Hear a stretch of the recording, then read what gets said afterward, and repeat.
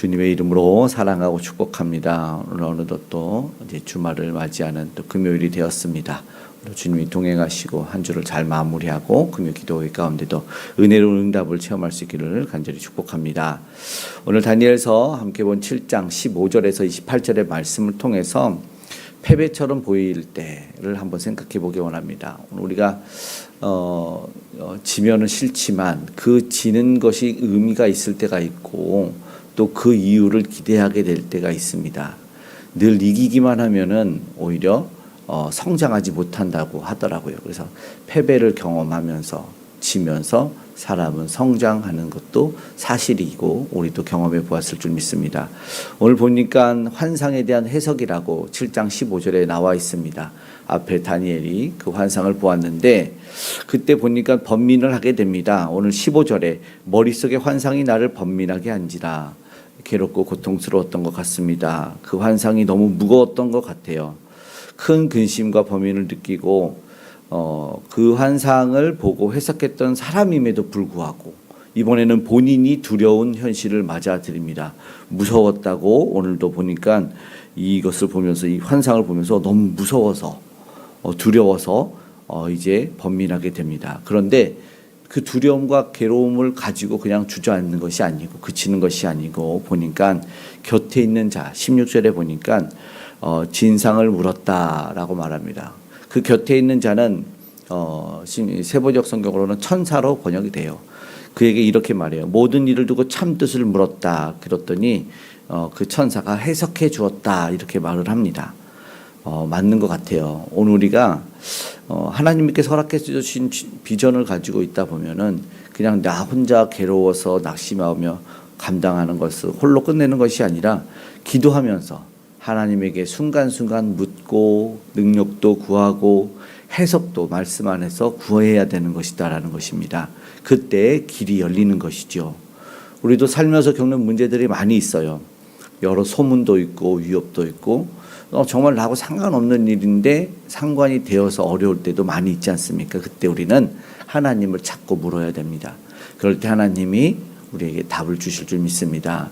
돕는 천사들을 통해서건 말씀을 통해서건 오늘 우린 주의 성령 안에서 하나님과 교통이 있기를 간절히 소망합니다.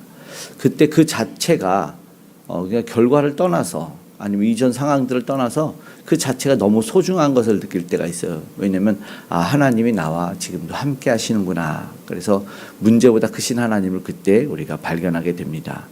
그때 오늘 이 다니엘이 본 것이 무엇이었냐면 무섭고 강한 세상 권세가 등장했다라는 것입니다. 다니엘이 너무 무서웠다. 19절의 중반부에 보면은 다른 모든 짐승과 달라서 심히 무섭더라 이렇게 말합니다. 이빨이 쇠고 발톱은 노시고 다 부서뜨리는 그러한 환상을 보니까 이것이 무엇일까? 그런 강한 세력이 등장하건 아니면 이걸 우리가 묵시로운 또 이상주의적 해석이라고 그러니까 역사적 해석 말고 옛날 일 미래 일 말고 이상의 환상 그러니까 영적인 대립으로도 보는데 이 악한 권세가 사실 두렵게 느껴지죠. 무섭게 회방할 때가 있는데 오늘 그것을 보고 이제 보니까 왜 더 두려웠을까? 21절에 내가 본즉 이 뿔이 성도들과 더불어 싸워 그들에게 이겼더니 이 상황만 보면 성도들이 졌어요. 패배했습니다. 그럼 완전히 끝일 수 있어요. 그런데 이 환상의 이유가 무엇일까 해석에는 17절에 보니까 넷째 짐승은 앞선 모든 제국의 왕들과는 비교할 수 없는 강한 권세였던 거죠. 그러니까 그 권력 군사력으로 성도들과 싸워 이겼다. 21절에 말을 하죠. 나는 오늘 우리가 묵시에 대한 이제 다니엘이 환상을 보고 있기 때문에 그런데요. 이 짐승이 도대체 무엇인지, 언제 일어나는지, 어떤 나라인지 아니면 훗날의 말세를 의미하는 건지 뭐 여러 가지 해석이 있을 수 있지만 말씀 안에서 있는 다니엘의 입장에서 본다면 하나 확실한 거는 두려움을 느꼈다는 거고 성도들은 실제로 패배해서 넘어지는 장면이기 때문에 다니엘은 두려웠다는 게 맞는 말이죠. 강력한 저들의 권세 앞에서 패배가 예상되는 순간입니다. 그리고 그것을 보았어요. 그런데 여기서 패배가 임할 때 이것이 과연 끝인가가 아니다라는 것입니다. 22절의 말씀을 읽어보겠습니다. 옛적부터 항상 계신 이가 와서 지극히 높으신 이의 성도들을 위하여 원한을 풀어주셨고 때가 이름에 성도들이 나라를 얻었더라. 아멘. 메시아로 인해서 승리가 임하고 그를 통해서 온전하고 완전한 그 통치의 나라가 임하는 그것을 말씀하는 것이죠. 그러니까는 졌던 것, 그러니까는 상황이 완전히 뒤집혀지는 이야기죠. 패배가 중요한 것이 아닙니다. 우리가 그럼 생각해 보면 순교한 사람은 다 죽었으니까 끝나서 다 졌나요? 그렇지 않았어요. 그들의 피를 통해서 오히려 나라가 보이지 않게 정복이 되었습니다. 그리고 우리가 생각했던 힘으로 무력으로가 아니라 때로는 사랑으로 정복하고 뭐 바람과 햇빛 이야기 속에서도 강한 바람으로 몰아쳐서 겉옷을 벗기는 것이 아니라 뜨거운 햇볕으로 벗겨내는 오늘 우리는 그런 이야기들을 알고 있는데 바로 그것입니다. 패배한 것 같지만 패배가 아니었다라는 것입니다.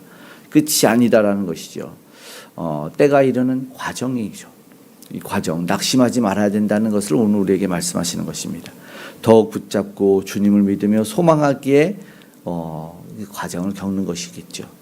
그러면서 성도들이 괴로운 시대가 올 수 있습니다. 오늘 우리 가운데도 어려운 날들이 올 수 있습니다. 그러나 하나님이 보여주시고는 뭐죠? 23절부터는 하나님이 진정한 통치자가 되신다라는 것입니다. 그 천하를 삼키고 밟아 부서뜨리고 오늘 저들에 대해서 새 왕을 복종시키는 그런 강력한 이들이 나타나서 오늘 넷째 짐승이 성도들을 괴롭게 한다고 25절에 얘기하지만 이것이 끝이 아니다라고 이미 말을 했습니다. 해석을 했습니다. 무엇보다 오늘 우리는 이 시대도 그런 것 같아요. 저들의 권세가 강하면 세상이 악한 세대가 좀 세지면 뭐예요? 성도들이 무시당하고 교회가 능멸당하는 것 같아서 좀 마음이 속상하고 아픕니다. 우리가 공격받으면 그런 것 같아요. 좀 전에 뭐 우리가 코로나를 겪었을 때 그때 교회가 뉴스를 틀으면 교회가 모여서 퍼뜨렸네. 이게 굉장히 좀 안타까운 이야기였어요. 예배를 못하게 하는 어떻게 보면 하나 영적인 공격이라고도 생각이 들 때가 있었습니다. 너무나 교회들만. 그러다가 또 신천지를 공격하니까 또 감사한 일이 되기도 하고 정체를 드러내기도 하고. 그러니까는 모르는 일들이 있어서 이게 다 패배구나라고 낙심하지 않아야 된다라는 것입니다. 그러나 보십시오. 26절에 이렇게 말합니다. 그러나 심판이 시작되면 그 권세를 빼앗기고 완전히 멸망할 것이요 라고 말하고 있습니다. 결국에 무슨 말하냐면 27절에도 모든 권세 있는 자들이 다 그를 섬기며 복종할 것이다 라고 말합니다. 영원한 나라가 임하면 우리 주님이 통치하시는 나라다라는 것입니다. 결국 모든 권세는 우리 주님 앞에 꿇게 되어 있습니다. 백성은 그 나라로 들어가게 되어 있어요. 그래서 우리는 하나님이 통치하시는 그 나라를 오늘도 소망합니다. 온전하신 그분의 통치 아래 들어가서 우리는 보호를 받고 참된 평강과 안식을 누리게 될 줄로 믿습니다. 오늘 그래서 다 이해할 수 없지만 우리가 마음에 간직했다는 다니엘 말씀처럼 28절에 그가 그렇게 끝납니다. 그 말이 그쳐서 중심에는 번민이 일어나지만 그 말을 간직하였더라라고 다니엘이 말합니다. 설명까지도 들었는데 아직까지도 떨리는 것 같아요. 그런데 그것을 마음에 담아둡니다. 패배한 것 같고 아니 실제로 패배했을지라도 우리가 아직 명확히 알 수 없는 일들이 있습니다. 그분이 오시면 다시 새롭게 반전이 일어난다는 것입니다. 그래서 오늘 우리가 기억해야 될 것이 이겁니다. 신실하신 하나님을 우리가 믿고 따라가면 그분이 오늘 우리에게 이런 참된 승리, 이전에 생각해보지도 못했던 참된 반전의 승리를 가져다 주신다는 것입니다. 오늘 우리가 신실한 하나님을 믿고 따라갔으면 좋겠습니다. 마치고 기도하기 원하는 것이 그거죠. 그래서 오늘 우리도 다니엘처럼 물어봤으면 좋겠습니다. 하나님 어떻게 해야 되나? 기다려야 됩니까? 그럴 때 세상이 우리는 여전히 강해 보이기도 하고 성도가 약해 보이지만 낙심하지 않았으면 좋겠습니다. 패배한 것 같을지라도 아니 패배했을지라도 때가 이르면 하나님이 반드시 일하고 그 성도들을 세워주시고 지키시고 보호해 주신다는 것입니다. 모든 것 다 알 수 없어도 지금은 모른다 할지라도 하나님의 말씀을 마음에 간직하고 우리가 함께 하시는 우리 주의 성령으로 인해서 마음의 평강이 넘치고 그 소망의 날을 오늘도 우리가 믿음으로 기다릴 수 있기를 주님의 이름으로 축복합니다. 아멘. 기도하겠습니다. 사랑의 하나님, 진 것 같습니다. 패배한 것 같습니다. 그러나 하나님 이제 보니 끝이 아니었습니다. 오늘 우리가 마침내 임하실 우리 주님을 볼 수 있는 믿음 갖게 도와주시옵소서.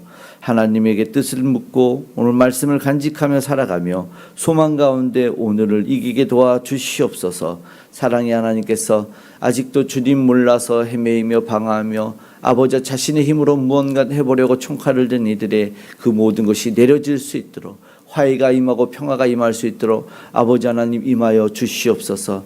참된 승리자인 예수 그리스도를 바라보는 이들이 다 되길 원하옵나니 세계 열방 가운데 복음 흘러갈 수 있도록 복음을 전하는 선교사님들과 오늘도 동행하여 주시옵고 복음 전도의 삶을 오늘도 힘겹게 살아가는 모든 믿음의 식구들과도 함께하여 주시옵소서.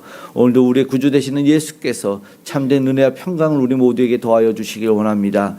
각각 고초에서 아버지 하나님 저 믿음 지키고 신실하게 살아가는 이들에게 은혜를 주셔서 아버지 하나 어두운 세상에 빛이 임할 수 있도록 도와주시옵고 저들과 동행하신 우리 주님 모두가 볼 수 있도록 역사하여 주시옵소서.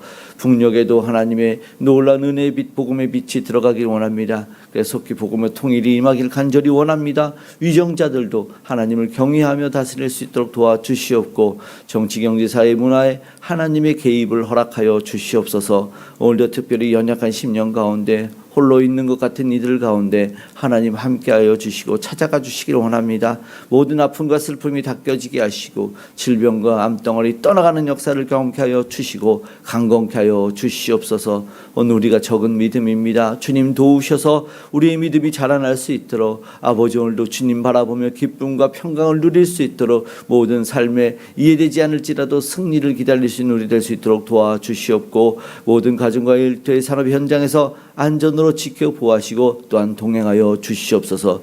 기도에 응답하신 주님께 감사드리며 고마우신 예수님의 이름으로 기도드리옵나이다. 아멘.